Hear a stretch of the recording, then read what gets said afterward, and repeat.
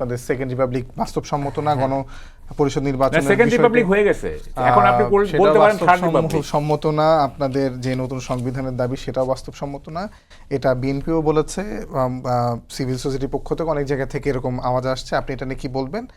এই উত্তরটা করে আমার শেষ আরেকটা প্রশ্ন। আমি মাহমুদ কামাল ভাই যেমন বললেন না যে কেন আসলে সংবিধান মানে পরিবর্তন নতুন করে লিখতে হবে, আপনি প্রয়োজন 80% পরিবর্তন করেন, হ্যাঁ মানে ভাইটা বলেন 80%, মানে ভাবছেন প্রয়োজন পরিবর্তন করেন। আমার কথাটা হচ্ছে যে কেন আপনাকে ওই 72-এর সংবিধানেই থাকতে হবে, এটা লিখলে আসলে সমস্যাটা কোথায়? এটা হচ্ছে মানে এত মানে আমি দেখি যে কারো কারো মধ্যে যে 72-এর সংবিধানের প্রতি অসীম মায়া এবং অসীম আনুগত্য, এইটা খুবই দুঃখজনক যে আসলে পরিবর্তনই করা যাবে না।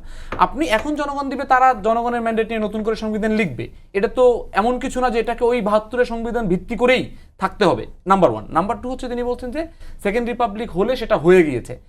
সেকেন্ড রিপাবলিক যদি ওটাকে কনস্টিটিউশনালি আপনি অ্যাকনলেজ করতেন, তাহলে আমরা মনে করি যে সেটা করা উচিত ছিল। জিয়াউর রহমান যেটা করেছেন সেটি আসলেই ভালো কাজ করেছেন, কারণ শেখ মুজিব যেভাবে একদলীয় শাসন, মোনার্কি তো আসলে আপনাকে রাজতন্ত্র নাম দিয়ে করতে হয় না, ভিন্ন নামে শেখ হাসিনাও মোনার্ক হইতে পারে।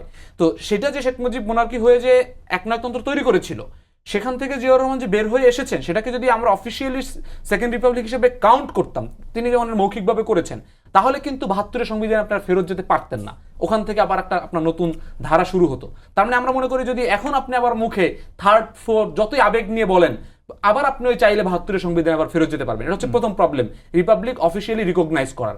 যদিও আমরা এখন যেহেতু ওটাকে সাংবিধানিকভাবে হয় নাই, আমাদের সেকেন্ড থার্ড শব্দ নিয়ে আসলে আমাদের বিতর্ক না, বিতর্কটা হচ্ছে আমাদের নতুন একটা রিপাবলিক, আমাদের নতুন করে প্রজাতন্ত্র, যেই স্বৈরতন্ত্র যে হয়েছে বা রাজতন্ত্র যে হয়েছে শেখ হাসিনার অধীনে, সেটা তো আমরা সবাই এগ্রি করি যেই রাজনৈতিক শক্তিগুলো এখন আছে।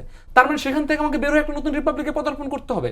লেটস ডিসাইড যে আসলে সেটার নাম কি সেকেন্ড দিব না থার্ড দিব, এটা নিয়ে আমাদের কোনো সমস্যা নেই একটা জায়গায়। দ্বিতীয় কথা হচ্ছে যে আসলে সংবিধান তো আপনি যতগুলো লাগে পরিবর্তন করেন, একটা অ্যামেন্ডমেন্ট দিলে হাইকোর্ট এসে কোনো ধরনের ছাড়াই, মনে করেন কোনো ধরনের নির্বাচিত সংসদ সদস্যের ছাড়াও হাইকোর্ট এটা বাতিল করে দিতে পারে। আমরা দেখেছি না এখন বর্তমানে নির্বাচিত সংসদ সদস্যের বাইরে এসে হাইকোর্ট সংবিধানের লাস্ট ইয়াটা বাতিল করে দিয়েছে না, তত্ত্বাবধায়ক সরকার ফেরত এসে না সংবিধানে। সো এই যে চাইলে যে কোনো সময় আপনি একটা সংশোধনী বাতিল করে দিতে পারেন হাইকোর্টের মাধ্যমে, কিন্তু আপনি যখন এটাকে নতুন গণপরিষদের জনগণের ম্যান্ডেট দিয়ে যখন আপনি এটা নির্বাচিতভাবে নতুন করে এই সংবিধানটা লিখবেন, তখন কিন্তু চাইলেই হাইকোর্ট বলতে পারবে না যে আপনি আবার 72-এর সংবিধানে ফিরে যান। এবং আমার কথা হচ্ছে যে আপনি এখানে 10টা ধারাই পরিবর্তন করার প্রয়োজন মনে করেন, আমরা মনে করি 20টা, আপনি মনে করেন 10টা, অন্তত কমন 20টা জায়গা আছে যেটা আমরা পরিবর্তন করা মনে করি, বিএনপি মনে করেন 55টা 60টা জায়গায় পরিবর্তন মনে করে। এইগুলোই অ্যাকোমোডেট করে আপনি লেখেন না জনগণের ম্যান্ডেট নিয়ে।